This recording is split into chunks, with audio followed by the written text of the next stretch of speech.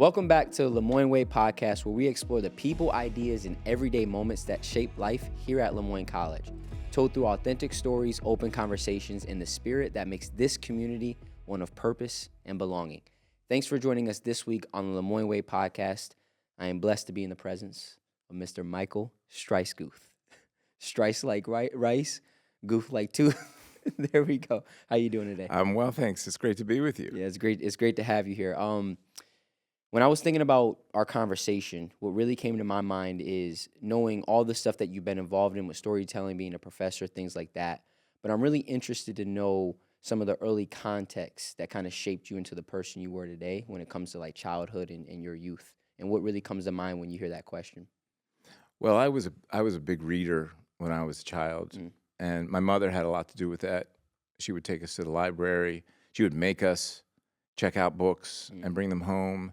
And we were punching above our weight with a lot of the books that my brother and I checked out, big old tomes and this and that, and we'd look at the pictures. But ultimately, I gravitated to sports books, and I just consumed books about basketball and baseball and football. So I think that had a lot to do with sparking my interest in the world around me and the stories that are around me. And it wasn't surprising that when I went to college back in the 1980s, I studied journalism. I double majored in journalism and history. So it was a great combination really to help me just do more of that as I grew older. Absolutely. And do you remember what it was about like certain stories that really gripped your attention and curiosity? Like from a young age where you were just like, you just gravitated towards, like, what was it about, the art of storytelling that got you? Well, I think it was the fact that many of those books that were written by sports journalists, and sports journalists really are compelling as far as I'm concerned. Great storytellers, action-packed, great, if you will, portraits they would provide of individual players. And it was always the players who overcame that were interested, whether that was Henry Aaron or Jackie Robinson, players that had to overcome in order to succeed in their worlds. And so it was those kind of stories that were interesting. Yeah, that's to me. I can see how that can grip you, especially like the parts of the story that you can relate to, especially the struggle, the parts where they're going through challenge and difficulty and things like that. And I think certain stories really portray that in a way that really helps us to relate as humans. How much of a role do you feel like the challenges and adversity that somebody goes through in a story help the reader or the person, viewing it to like really feel that resonance? Well, I think it's something that we can all relate to in our own lives. I mean, we have challenges in our own lives, and we succeed and we fail in our own lives, and we just need to keep pressing on. So remembering those lessons and knowing that really that's the way the world spins, failure and success. We're always trying to overcome the challenges. So when you know and have examples of people around you who've done that, it can help you on your own road, if you will. My father was born in poverty, a very desperate poverty. Never graduated from high school. Didn't go to college. Didn't graduate from college. He went in the Navy, and by sheer pluck and determination, he overcame that. He was able to leave that poverty behind and find a new life for himself. And so that he's always been. He passed away last year. He's always been a great example for me. My mother was an immigrant from Ireland. Wow. Ireland was a tough place to make a go of it. The economy in the 1950s and 1960s wasn't very strong at all. So she decided that she wanted to make a better life for herself and immigrated here. And it was a great immigrant story. She came here. She worked hard. She overcame and succeeded. Wow. Yeah. And what comes to mind when you think of the lessons that your parents instilled in you from a young age? Yeah, I think it had a lot to do with perseverance. that's what they showed me was perseverance, and if they could persevere in the much deeper struggles that they experienced than what I would experience, then I could succeed and have a life as well. Absolutely. And you talked about majoring in sports journalism, right? I majored in journalism Journalism. and history. So And I was history. a double major at Indiana University of Pennsylvania Indiana in University. Western PA. Yeah, Yes. yeah, I know. That's cool. Was it very clear from a young age, like that's what you were going to do? Or did that kind of like evolve as you grew up? I thought I should go into business. My father was a salesman, and I initially chose business as a major. My first day in accounting, I thought I was studying Greek, and I knew that this was not going to work out as a curriculum for me. So I dropped the class the next day, and I experimented a little bit, but wound up in journalism and history. And basically, what I was doing was being true to myself. I took an inventory. I said to myself, "What are the disciplines that I enjoy, and where could I thrive?" And journalism and history were those disciplines. And I'm interested to know like what your perspective and mindset was around that, because a lot of kids I feel like get very rigidly attached to one path and don't have the ability or the willingness to like shift or pivot. So what do you feel like gave you the ability to shift and be like, you know what, I'm going to follow something that's like deep rooted within myself? Well, that was it. It was being honest with myself and knowing that if I wasn't going to enjoy and find energy in the path that I had selected, that I was going to be an unhappy person. And here at Le Moyne, many of our first-year students who come in who haven't declared a major are often a little embarrassed by that and feel like they're behind in some way. And I always tell them, no. This is your chance to experiment. You should sample what is available here, and try to understand what gives you energy, what excites you. Wow. I feel like a theme that comes through that is understanding thyself, understanding yourself, and knowing what resonates and what doesn't. And I feel like a lot of times we get very caught up in the external world, that it kind of take us away from that reflection of asking those questions. Is that something that you push students to do? Like really like asking, doing that introspective, asking those questions, but also like you said, getting those experiences and feedback that can help you to understand what works and what doesn't? That's right. Try an internship. Volunteer somewhere in an area where you think you might have an interest. And what we tell our students here is that sometimes in an internship you discover what you don't want to do, and that's okay. That's okay. That's all part of the process. I think parents can be a problem in the lives of our students. We do see students who are here majoring because the parents told them that they needed to major in this or that, and that's always I think a struggle maybe for some students to overcome that. So in some situations, it's a matter that the parents have looked into them and seen what their gifts are and encouraged them in the right direction. Absolutely. Yeah. And from a young age, before we move on to the next segment, what do you think you were searching for?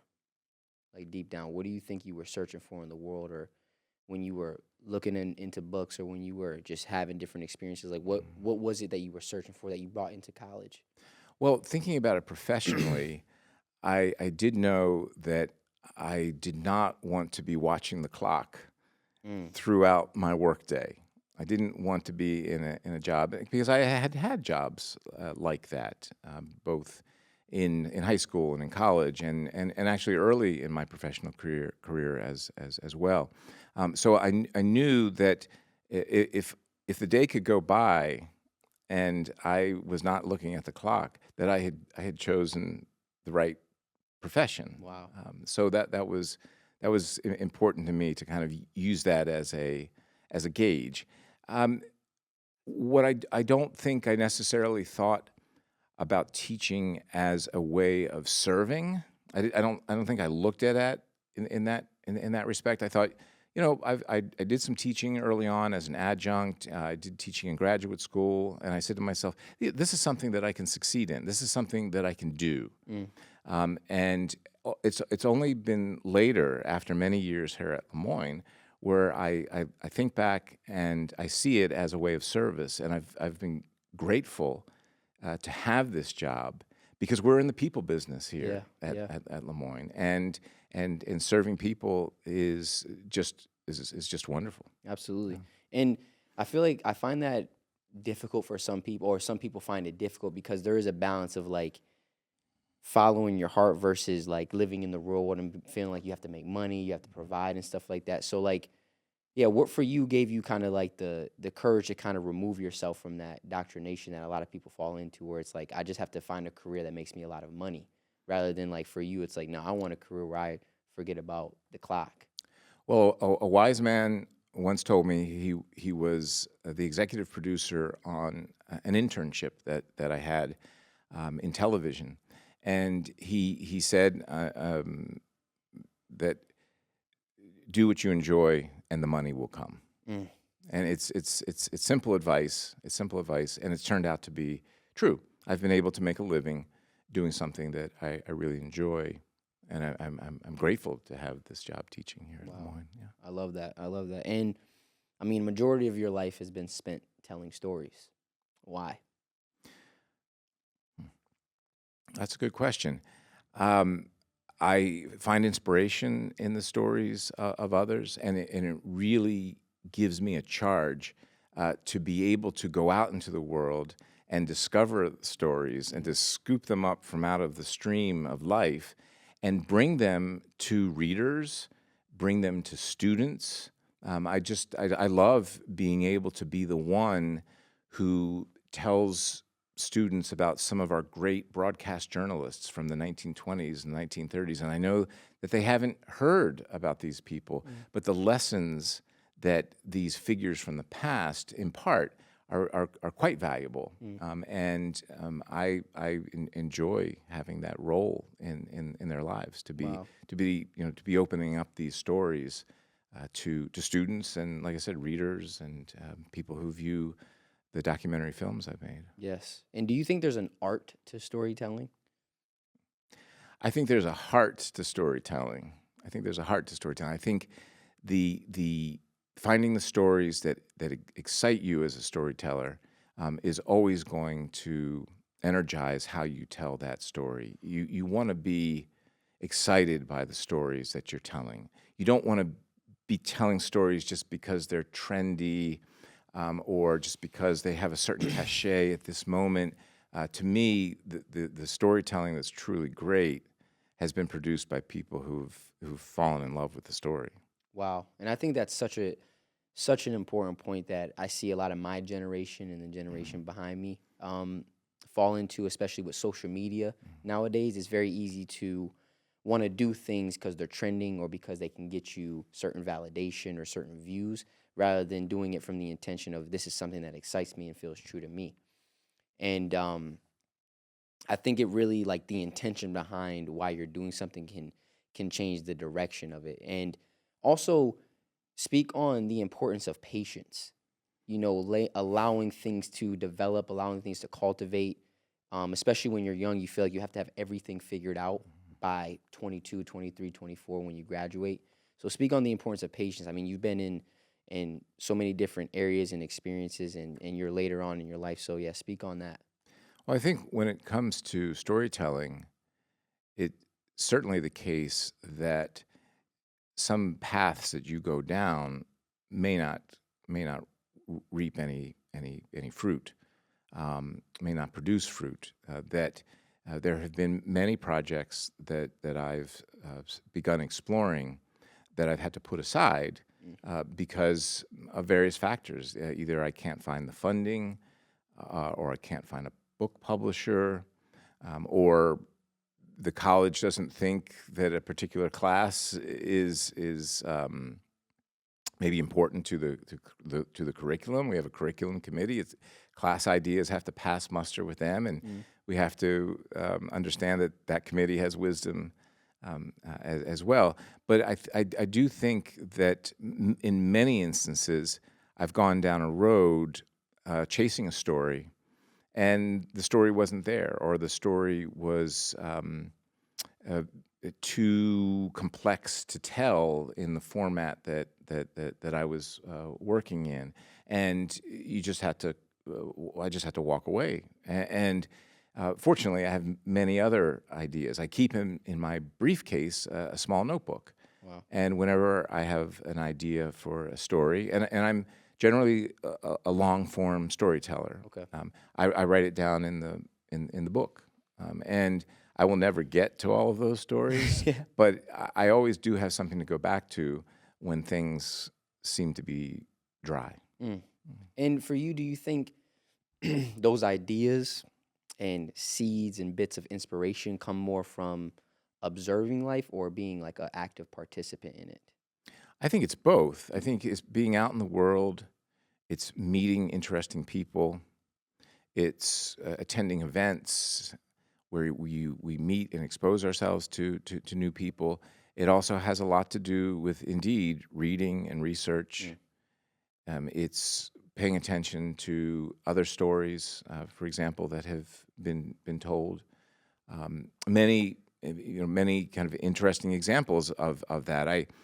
I used to hang out at a record store in Washington, D.C., and I could buy my used albums there. And at one stage, I met the owner of the record store. Wow. And it turned out that he was the son of a former Maryland governor. And he was kind of the black sheep of his family. All of his brothers and sisters were in real estate and finance and politics. Yeah. He opened a record store. Wow. And I thought, that's interesting. He juts from the landscape. He's different. Yes. And let me explore this. And so I got to know him better, and asked him at one stage if he would be interested in my telling a story in video form as part of a documentary film. And he agreed to it, and it ended up being the first documentary film that I directed. Wow. And how did that shift your perspective on your path? Like from moving from just doing writing things and articles and stuff like that to doing your first documentary film, putting something on camera. Like how did that change the way you view storytelling? Yes, so it really forces me to think about the medium. And in other words, when you're in documentary film, you're involved in visual storytelling. And for somebody who's primarily written, sometimes it's hard to tell that story visually when you're used to telling it as if it were a book or a written project or journalism. And that's why I love documentary filmmaking, because it's a team effort. And you don't have all the great ideas. I mean, you're working with people who know about the visual medium, who are deft behind the camera, who are good with audio, and so all of that helps produce that documentary film. And it's the teamwork that's exciting. Writing can be lonely. Yeah. Writing can be lonely, but making films is teamwork, and I love that. Wow. Yeah. And how important to you is, you talking about team and stuff, but I relate this to like in life, finding your tribe or finding the people that, really align with who you are. How important is it cultivating that community and those relationships that move you in the direction of where you're trying to go rather than taking you away? I think it's so important to get out there in the world and cultivate relationships. It's taking yourself into different worlds where you can meet people who can inspire you, and perhaps whom you can in turn inspire as well. So, not being afraid to, for example, approach this record store owner and say, "Hey, I think you have an interesting story, and I'd be interested in telling that story." It's not being afraid to call somebody out of the blue on the telephone, or send an email out of the blue and suggest an interview and suggest a story. And I do find that some of the young people that I work with here at Lemoyne are not used to picking up the phone, or not used to sending maybe an email, and there is some reluctance to reach out and interact with people face to face, and I think that's something that young people need to overcome. To be willing, to be courageous enough to make an appointment with somebody to meet face to face. If you're doing a story, you don't want to rely on an email interview. I get a lot of requests from people to do an email interview with me, and I sort of resist it, and I say, well, how about we talk on the phone, or how about we meet for a cup of coffee? Yeah. Because your story is going to be much better if we're sitting here face to face right now. Right. If you have that kind of interaction with your subject. So I urge students to try to get away from that email interview and try to sit down with somebody. Wow. And I think that goes to, stepping outside your comfort zone a little bit.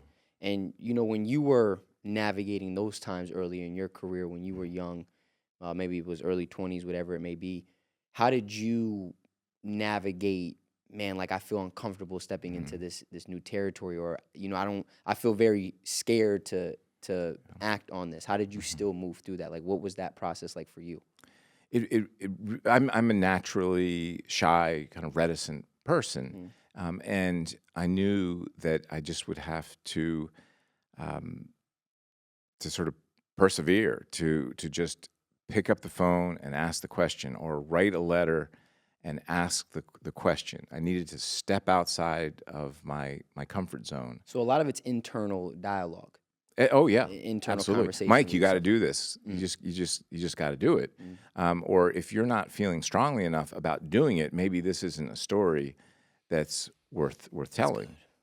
That's good right there. Yeah, that internal dialogue. I feel like a lot of times, especially where we are in today's society, a lot of people, their internal dialogue, it's like they're their worst enemy. Rather than working with themselves and encouraging themselves, it's always they're focused on limitation, on why it won't work, on why we need to stay in our comfort zone. Fear is a powerful thing. Fear is a powerful thing. It really is. How do you conceptualize fear? Like, what comes to your mind when you hear fear and in perspective? I think of it as a cloud. It's a cloud that I need to pass through in order to come into the light. And I know that cloud is just mist. It's mist, and I can walk through it without getting hurt.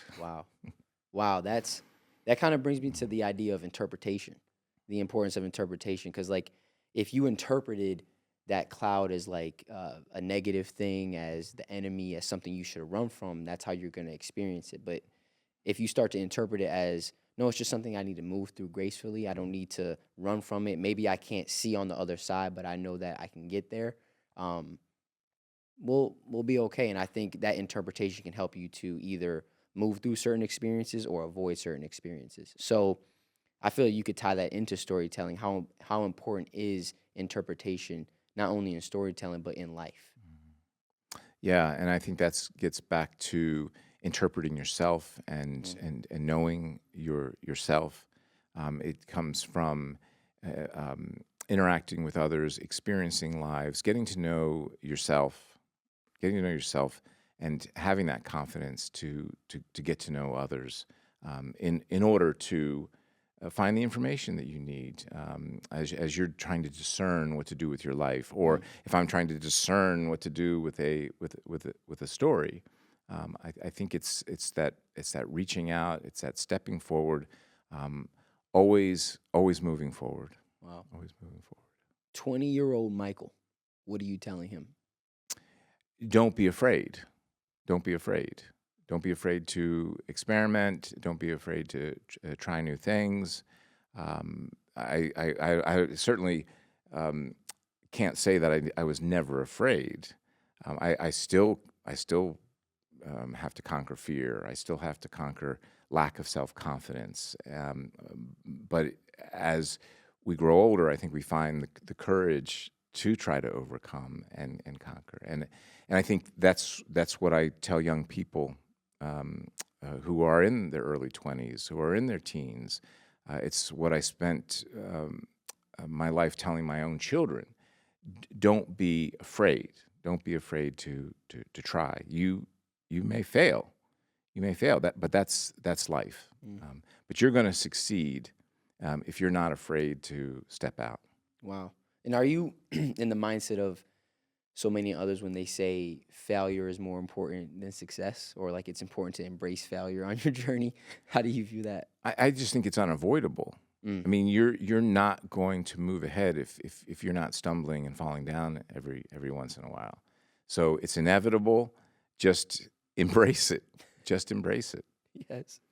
I want to shift over to you spending years studying Johnny Cash, because when I was in I think it was my sophomore or junior year of college, I went into a thrift store and I got this shirt with this graphic on it, and it had this person playing the guitar and stuff, and it was Johnny Cash. I had no idea who he was before that, but I loved the shirt. It became one of my favorite shirts. I used to wear it all the time, and I sadly lost it. But the question I have for you about Johnny Cash is, what do you think he revealed to you about being human? Yes, it was authenticity. That it wasn't just an act with Johnny Cash. And I experienced that when I was in college. I went to a Johnny Cash show. This was in Johnstown, Pennsylvania. And I said to myself, I want to go backstage and I want to meet the man in black. And the show hadn't started yet. People were milling around and no security guards. I walked backstage, and I'm walking down these corridors, and I turn the corner, and there's Johnny Cash. He's just standing, the man in black, and he's with an elderly man. And this is in a blue-collar part of Pennsylvania, Western PA, Johnstown, Pennsylvania. And he's holding this man's hand upright, turned up in his own, and he's tracing the calluses and the lines in his hands. And he's saying, oh, these are working man's hands. These are chopping wood hands. And that old man just regained a long-lost composure. And I said to myself at that moment, this isn't an act. This is what Cash is interested in. Wow. So these songs about the experience of the working class, the marginalized in America, prison inmates, it's real. It's real. It's coming from a real place. And that is what stuck in my mind, and that is what that's what inspired me. Wow. to write about and make a film actually about Johnny Cash. And I think the authenticity piece is huge, and I think a lot of people could take that from his story and the way he lived his life, because I think a lot of times we fear being authentic because it requires us to tap into the deepest, most truest parts of ourselves. But it's in that where you can inspire somebody in a way that helps them to be more of themselves, and they inspire people. So speak on authenticity, not only in other people's life, but in your own life, and how important it is to be authentic on your journey, and how that expresses itself for you, and what comes to your mind with that. Yeah, I just think being in touch with what is in one's soul, what's in one's heart, is the path. It is the way to go. It is being true to yourself, is good for the people around you, and it's good for the career that you're pursuing and the life that you're pursuing. So I think that authenticity is constantly a concern of mine. Constantly trying to be in touch with what's in the soul, trying to be in touch with what's and Cash is a great model along those lines. I mean, Cash had a lot of secular success. He had pop songs and country songs, made a lot of money doing that. But his first love was always gospel music. He wanted to be a gospel music singer. Wow. And whenever he had I call it the capital of his secular success, he used it on a gospel project. So very early on, he's with a small record label. He goes to a big record label, Columbia Records, which is owned by Sony today. His first album is a gospel album. By the late 1960s, he's known the whole world over. He's selling more records than the Beatles. What does he do? He produces a film called The Gospel Road about the gospel story, the life of Christ. Wow. I mean, Wow. it's a flop. He loses money, but he wants to do that. And then again, he has a resurgence toward the end of his life, where he's kind of back in the spotlight again. And he's got 3 or 4 albums that are popular among young people. He's on the charts again. He's making big money again. What does he do? He goes to Rick Rubin, who's his producer. I love Rick Rubin, man. Oh. And he says, I want to make an album called My Mother's Hymn Book. And can you imagine what Rick Rubin is saying? That record's not going to sell. But you don't say no to the man in black, right? You don't say no. And that was his final gospel project, just not long before he died. I'm going to go listen to that. My Mother's Hymn Book. My Mother's Hymn Book. Mm-hmm. Wow, I didn't even know Rick Rubin was his producer. For his last 4 or 5 albums, it was Rick Rubin and his kind of understanding of the essence of Johnny Cash that helped give Cash the spotlight again over the last, say, 6, 7, 8 years of his life. Wow. Yeah, I love Rick Rubin. I think I don't know if you studied him at all or did any research on him, but his whole philosophy on life, it just touches my spirit in a way that not a lot of people do. Just the way he talks about things, like it's from a very like soulful place. It's deep. You know, a lot of people speak of things very surface level, but I feel like there's so much more to this life than just what we can see. And he very much was about trying to understand Cash's essence and move him to return to that essence when perhaps he lost a little bit of his sight, right, where his essence was. And I think that's a spiritual thing. It is. In a lot of ways. It is a spiritual thing. Yeah. And as you know, Moyne is a spiritual school with the Jesuit values and the Jesuit education. How important do those values play a role in your perspective, and how have they expressed themselves in your life? Reflection, purpose, cura personalis, care for the whole person, mind, body, spirit, things like that. How is that kind of marinated in your life?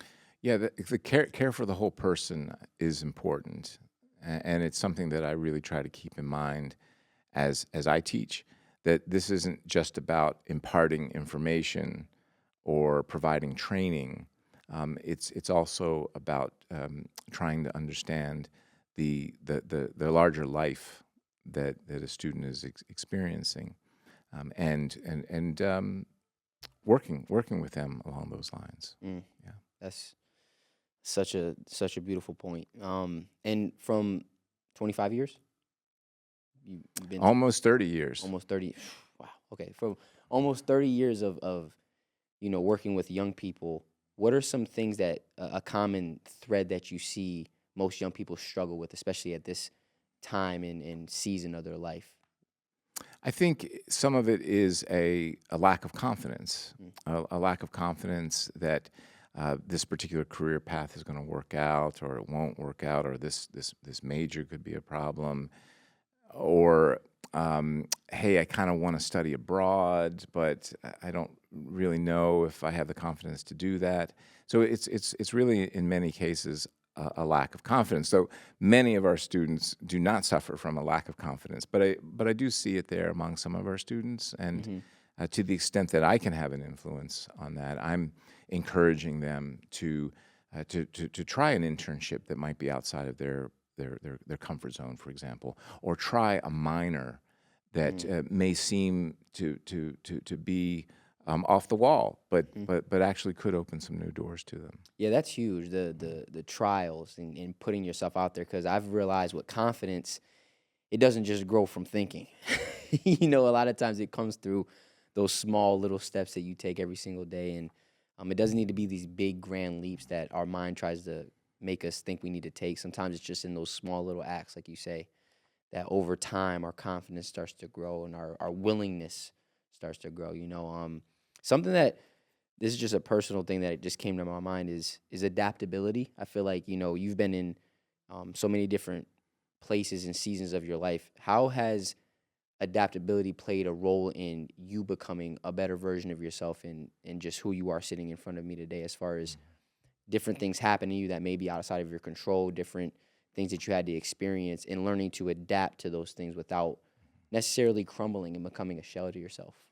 It's really been important to get to know the people around me in various different environments. And I've had so many mentors, so many people who've taken me under their wing and cared about my experience.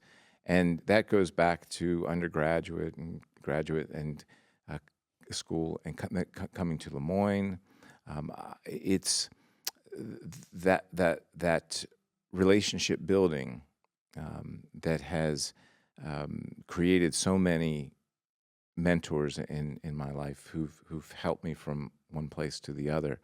I think that I find valuable. That I'm very grateful for so many of my mentors and role models who are here at Moyne. Yeah, I think that's a huge thing that a lot of youth should strive to find and cultivate is mentors and guides and people that you can really look up to and can help foster perspective and just openness. Because I know that for me, it's been a huge impact and reason why I am the way I am. Just finding those people that I can ask questions to, learn from, work with, things like that.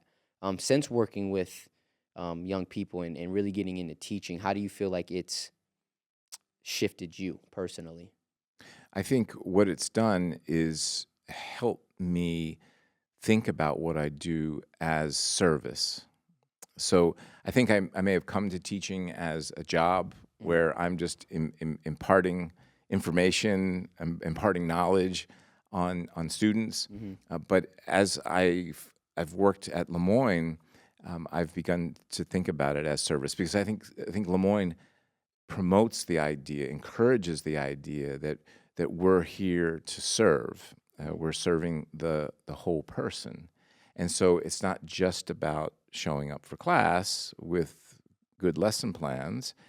It's about mentoring students in their internships or mentoring certain clubs on campus. It's about traveling with students. It's about listening when they have some personal problems that they want to talk about. So Moyne has helped me kind of reconceptualize what teaching is. And again, I'm grateful for that. Teaching is service, and I'm lucky to have this job. Beautiful insight. And what do you think, if you could reflect on your college years, what is something that you really valued when you were in college that you realized as you grew older didn't really matter as much as you thought? I think being popular or being accepted probably was something I spent too much time worrying about.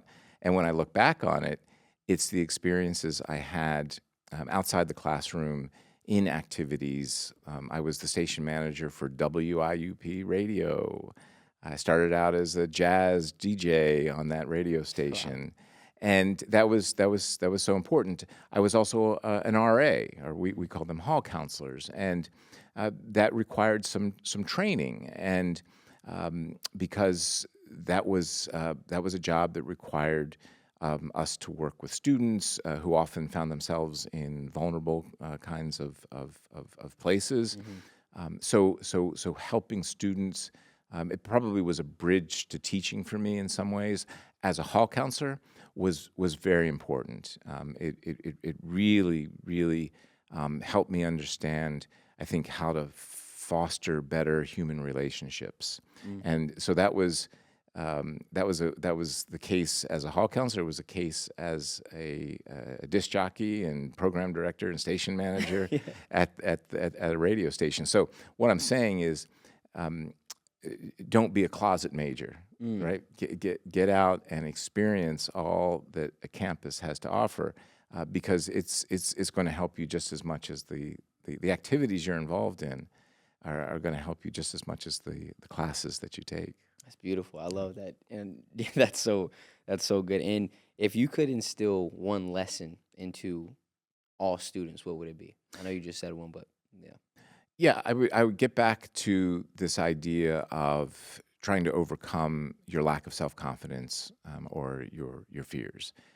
Just take that step outside of your comfort zone, because that is going to be when the learning begins. Mm.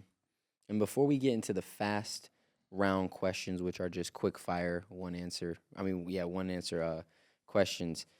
After all of your time, storytelling, doing documentaries, experiencing life, when you think of the meaning of life, what comes to mind? I think it's the idea of service. I think we're put here to serve. And if we can find ourselves in situations that allow us to do that, then we're living life. Wow. To serve. I love that. To serve through your authentic being. It's a beautiful, beautiful thing. Okay, Michael, these are your quick fire round one-word answers.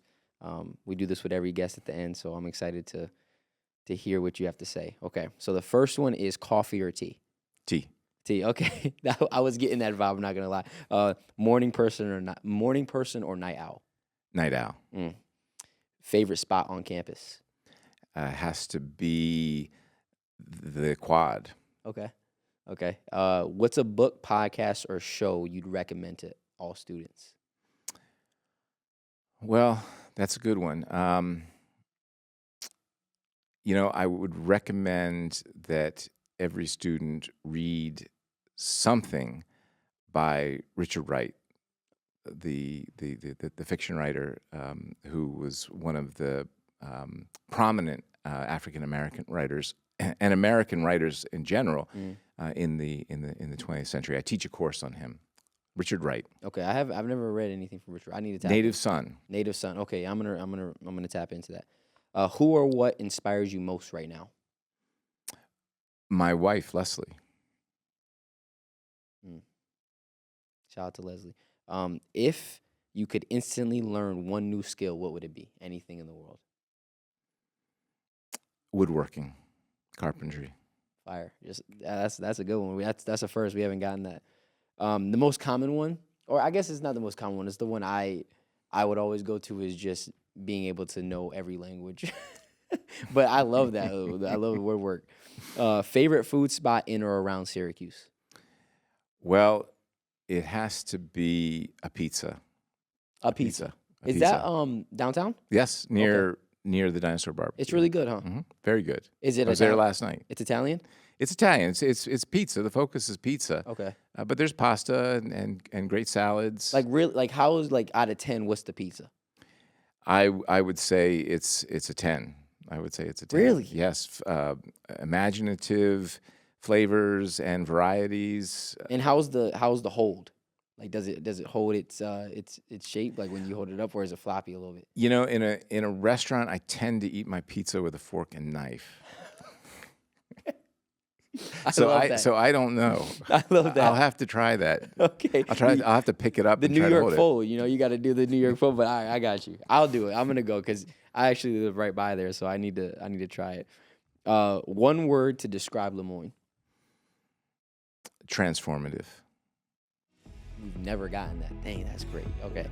And if everyone from the Lemoyne community was listening right now, what would you want them to know? That this is a special community. Michael, thank you so much for this conversation. Thank you. Yeah, so nice to be with you, Isaiah. This was awesome. Yes.